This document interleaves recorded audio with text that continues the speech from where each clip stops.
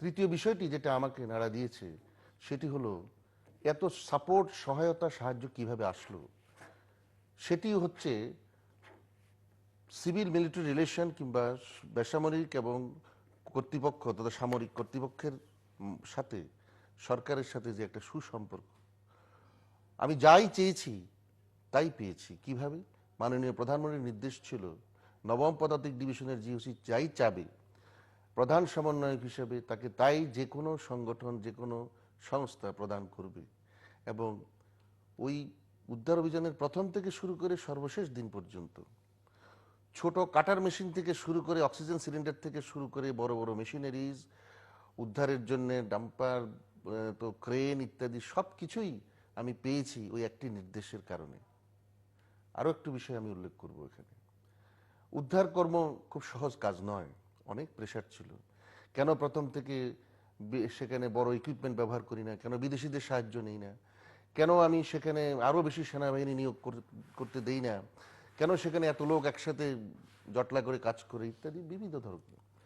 আমাকে প্রশ্ন করা হয়েছে এখানে লোকরা কেন মুখে মাস্ক পরে, তারা তো মুখে এটা না পরলে টেলিভিশনে বিশ্ব দেখছে যে এরকম নাকের মধ্যে এটা লাগিয়ে কাজ করা হচ্ছে। আমি উত্তর দিতে পারিনি, শুধু মনে মনে ভাবলাম তারা যদি একবার এসে দেখতো এখানে যে পরিস্থিতি কি, মানুষের রক্তের গন্ধ, মানুষের 4-5 দিন পরে পচা মাংসের গন্ধ, মানুষ জীবিত কোনটা মৃত এটা খুঁজে পাওয়া বড় মুশকিল। সে গর্তের ভিতরে অন্ধকারে কোনটি নারী কোনটি পুরুষ বোঝা যায় না। একটি পুরুষ একটি নারী একে অন্যকে জড়াজড়ি করে আছে, আমি জানি তার স্বামী স্ত্রী নয়, কিন্তু জীবনের বাঁচার তাগিদে সম্ভবত সর্বশেষ চেষ্টায় সে তার ধর্মবর্ণ, তার লিঙ্গ সবকিছু ভুলে গিয়ে ভেবেছে বোধহয় একে ধরলে আমি বাঁচতে পারবো। এখানে মাননীয় শ্রমিক নেতা আছেন, বিজেএমির নির্বাচিত কর্তৃপক্ষ আছেন, ভাইস প্রেসিডেন্ট আছেন।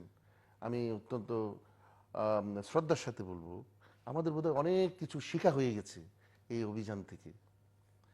আমি একটি নয়, ইতিপূর্বে তাজরিন গার্মেন্টসে আগুন লেগেছিল, সেখানে গিয়ে দেখেছি বাইরে কলাপসিবল গেটে তালা, শ্রমিকরা ভিতরে কাজ করেছে, 116 জন লাশ উদ্ধার করতে আমাকে অনেক কষ্ট করতে হয়েছে। সেই ঘটনা নাই আনলাম আজকে। রানা প্লাজার এই উদ্ধার অভিযানে আমাকে বলা হলো যেখানে কলাপসিবল গেট পিছনের দিক থেকে কেন উদ্ধার করা হয় না। আমি চেষ্টা করে দেখলাম গেটটি বন্ধ, তালা মারা। সেখানে যেহেতু এটা খোলা ছিল, ভাঙ্গাটা সমস্ত বিল্ডিং এর ভাঙ্গা স্তূপ গিয়ে সেখানে মানুষের উপরে পড়েছে। প্রতিটি মানুষ এদিকে খোলা দরজা পাওয়া যাবে ভেবে দৌড়ে পালিয়েছে। 4 থেকে 500 ডেড বডি একে অন্যের উপরে, কেঁচু যেভাবে একে অন্যের সাথে লেগে বাঁচার জন্য মাটির নিচে জটলা করে থাকে, আমার শ্রমিক সেদিন সেভাবে ছিল। কেন আমি নিজেকে ভাববো না যে আমি একজন শ্রমিক, আমিও তো মরতে পারতাম সেদিন তাদের সাথে।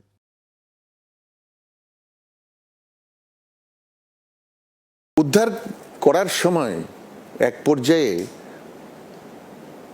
প্রধানমন্ত্রী আমাকে নির্দেশ দিলেন যে অনেক তো উদ্ধার হলো, এবার চাপা দিয়ে দাও এবং এই কাজটা বন্ধ করা যায় কিনা। আমি বলেছি অসম্ভব, এখানে হাজার হাজার জীবিত মৃত মানুষ আছে, আমি উদ্ধার করছি আপনার কথা বলে যে আপনি নির্দেশ দিয়েছেন জীবিত কিংবা মৃত ব্যক্তি, শেষ ব্যক্তি উদ্ধার না হওয়া পর্যন্ত এই অভিযান চলবে, আমি এখান থেকে যেতে পারি না। তিনি বললেন স্পেকট্রা গার্মেন্টস নামে একটি গার্মেন্টস পূর্ববর্তী বিএনপি আমলে ধ্বংস হয়েছিল এবং সেটাতে মানুষ চাপা দেয়া হয়েছে,